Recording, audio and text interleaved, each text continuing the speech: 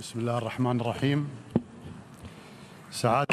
In the name of God, the Merciful, the Compassionate, Your Excellency, President of the General Assembly, Your Excellency, Secretary General, ladies and gentlemen, at the outset, I would like to congratulate Ms. Maria Espinosa Garces for assuming the presidency of the General Assembly in its 73rd session. We wish her all success. I would also like to express our gratitude and appreciation to Mr. Miroslav Lajcek for his leadership during the previous session. We paid tribute to the great efforts made by Secretary General Antonio Guterres to promote the United Nations. I would like to express our deepest condolences to the family of Mr. Kofi Annan and to the United Nations on his passing. He was one of the most important symbols of the United Nations, promoting peace among nations. Ladies and gentlemen, the world is facing grave concerns, grave challenges, security challenges and economic challenges and political challenges that do not recognize any barriers and any boundaries. This is a test to the United Nations. If the international community strives to achieve peace and security, we must seek comprehensive solutions according to international law and international resolutions, while rejecting double standards and rejecting the rule of force. It is very important to have an international reference manifested in a legitimate order that respects the rule of law.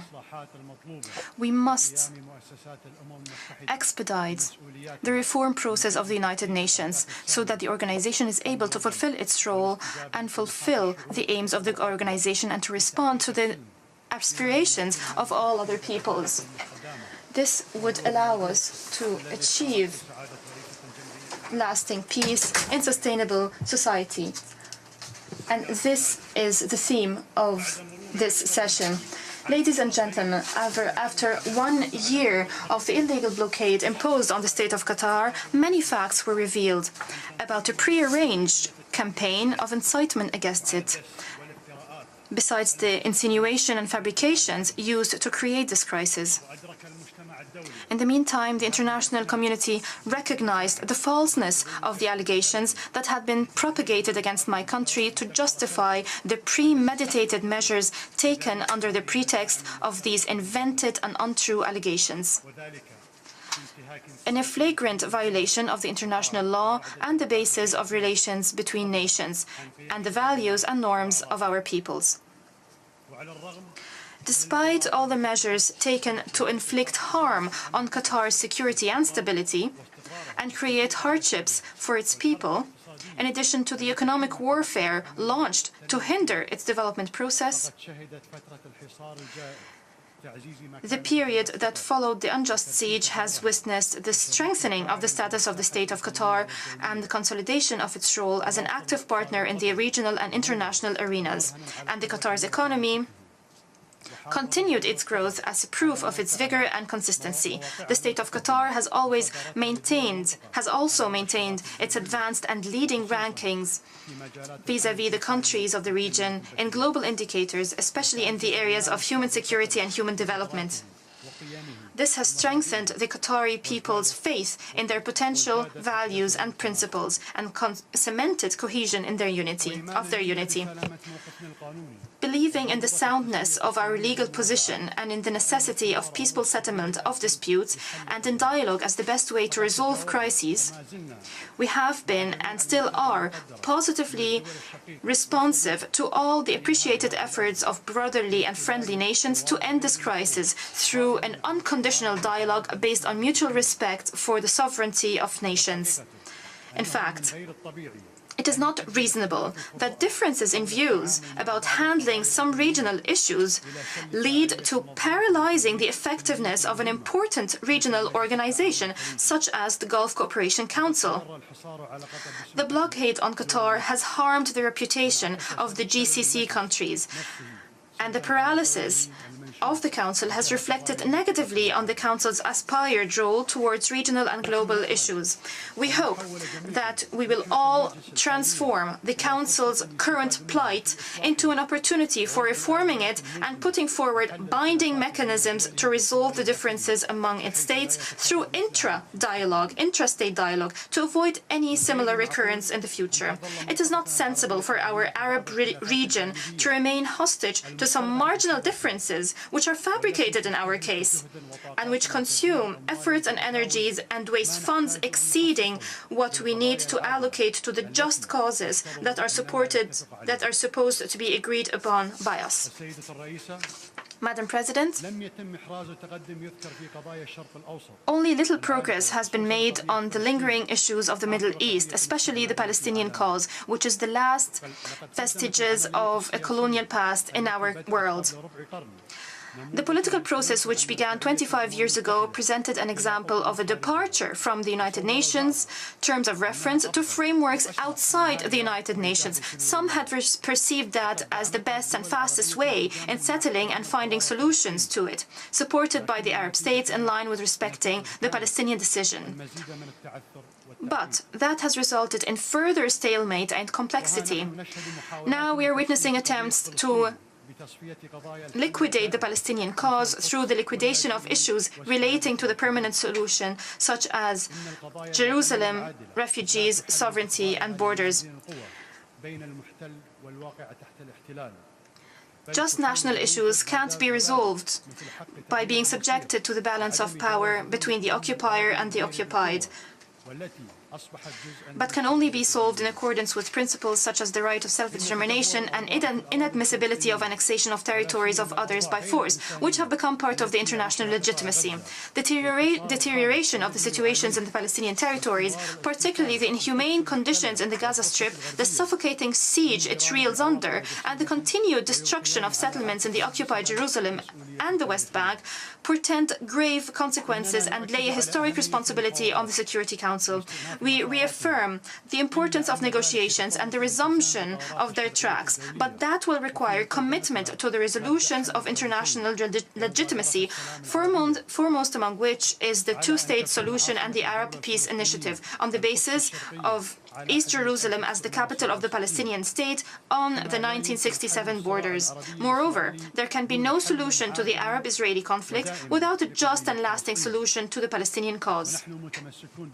We abide by this position, which is consistent with international legitimacy and dictated on us by the human conscience, but Israel rejects this just settlement. The state of Qatar will spare no effort to provide various forms of material and political support to the brotherly Palestinian people and to continue to work with all the international actors in the Middle East peace process to clear the difficulties that obstruct the resumption of the peace negotiations in accordance with the terms of reference and resolutions of international legitimacy. Madam President, 7 years have gone and the international community is still unable to find a solution to the exacerbating Syrian crisis with all its aspects and dangerous consequences. In addition to the tragedies experienced by the Syrian people, they are worried and frustrated that the crimes of genocide, mass displacement and wholesale death in prisons under torture could become a common practice that the international community can get accustomed to. Failure to deter the Syrian regime from committing crimes through the war waged against its people on the one hand, and not be held accountable after committing them on the other hand, would render the provisions of international law and human rights law devoid of any meaning. This will have serious consequences on the prevailing values in our world by raising the existing ceiling for using violence to suppress the aspirations of peoples and trampling on the rights of citizens and people in our region. We are facing a humanitarian, moral and legal catastrophe that obligates the international community to speed up reaching a political solution that stems Syrians' bloodshed, fulfills the aspirations of Syrian people for justice and freedom, maintains Syria's unity and sovereignty, and achieves security and stability in Syria, and in the region, in accordance with the Geneva I communiqué and the relevant Security Council resolutions. We emphasize the necessity to abide by the international humanitarian law to protect civilians. Regarding the Yemeni issue, we confirm the firm position of the State of Qatar, which is committed to the unity, independence and territorial integrity of Yemen. We call upon all the Yemeni parties to national reconciliation to end the conflict on the basis of Security Council Resolution 2216, the Gulf Cooperation Council Initiative and the outcomes of the national dialogue.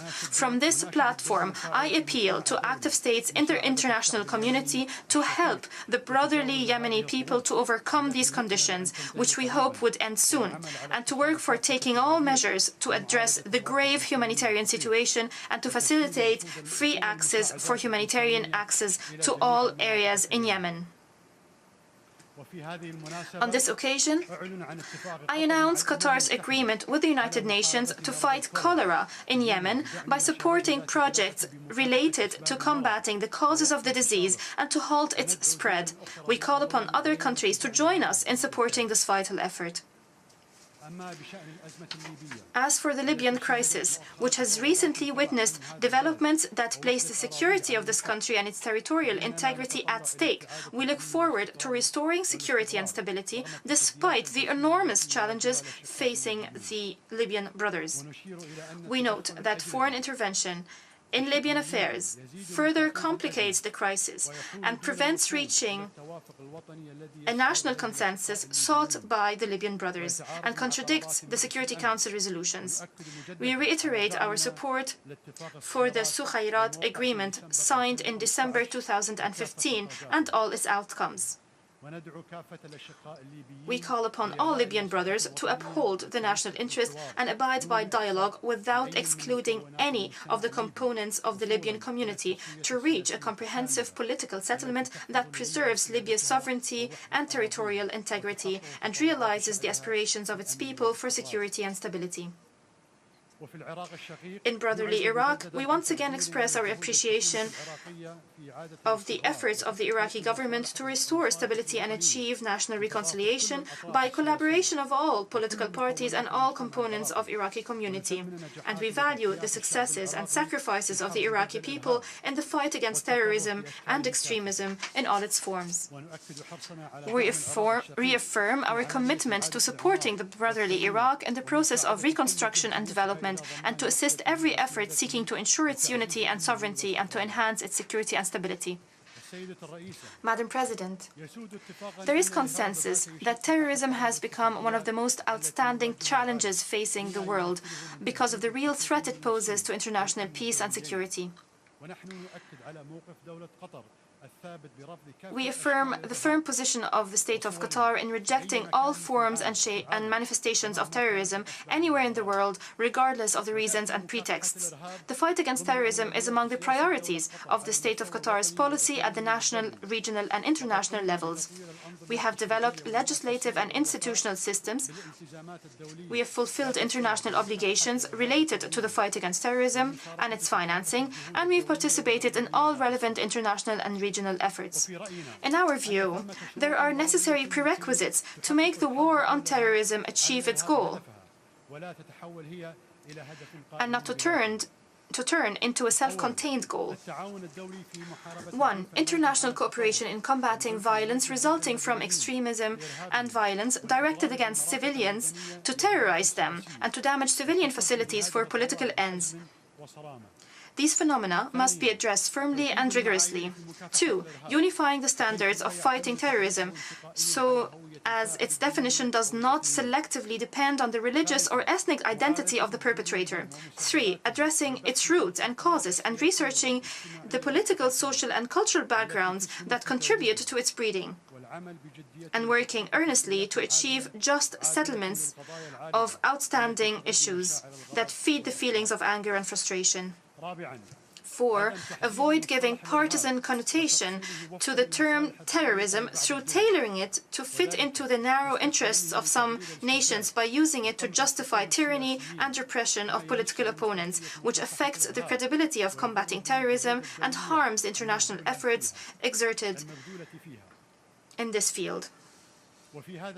In this context, the State of Qatar believes that educating youth and their comprehensive participation represents the first line of defense for the collective security system and an important factor in fighting terrorism and building peace and stability.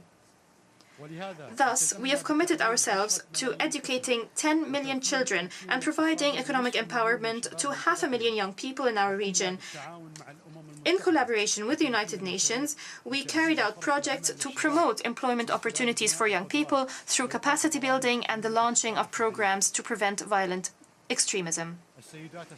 Ladies and gentlemen, human development and the protection and promotion of human rights are in the forefront of the priorities of the State of Qatar, which pursues its efforts at the legislative and institutional levels to implement its National Vision 2030 that emphasizes human development.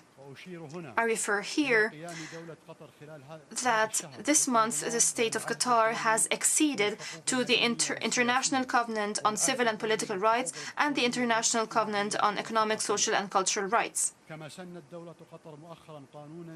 The State of Qatar has recently promulgated a law regulating the issue of political asylum in the country to follow suit to follow developed countries, and another law granting the right to permanent residence in the State of Qatar under conditions prescribed by law. It has also decided to invite several international human rights organizations to establish regional offices for them. Madam President, no one doubts the utmost importance of the development of information and digital technology and digital means of communication. The economy and day-to-day life have become inconceivable without them. However, a series of events recently experienced by several countries reminded us that new needs have emerged that were previously unknown, such as the freedom of access and the need to protect the private sphere of citizens from the risk of hacking. It also alerted us to the cybersecurity of nations. These are cross-border issues because of the nature of the technology itself. Accordingly, it is necessary to regulate dealing with these issues and control their risks internationally. Qatar and other countries have suffered from digital piracy and digital espionage, and that has prompted us to strongly emphasize this issue and to be willing to work with the United Nations organizations to regulate it legally. We propose convening an international conference to examine ways to have this matter regulated by international law. We express our readiness to host this conference. Thank you, and may the peace and blessings of Allah be upon you.